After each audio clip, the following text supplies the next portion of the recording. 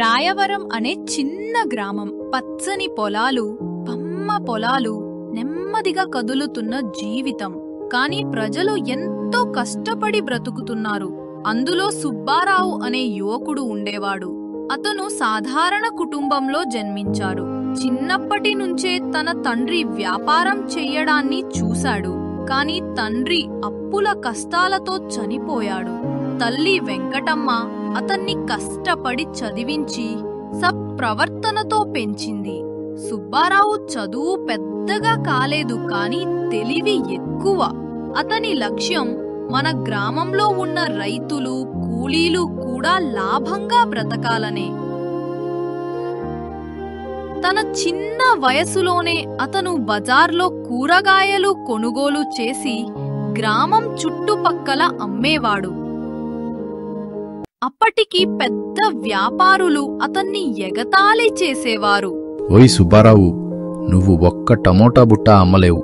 ఈ వ్యాపారం నీ తల కాదు. కాని సుబ్బారావు నవ్వుతూ సమాధానమిచ్చేవాడు. బ్రతుకుకు పెద్దది చిన్నది లేదు అన్నా, నిజాయితీ ఉంటే చాలు. అలా రోజులు గడిచాయి. తన చాయి తన కస్టమర్లను మోసం చెయ్యకుండా నాణ్యమైన సరుపే అమ్మేవాడు. మొదట లాభం తక్కువే, కాని నమ్మకం మాత్రం పెరిగింది. ఒకరోజు ఒక వృద్ధ మహిళ అతని వద్ద బియ్యం కొని చెప్పింది.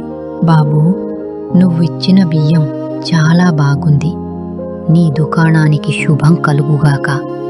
ఆ మాట సుబ్బారావుకు గొప్ప ప్రేరణ అయింది.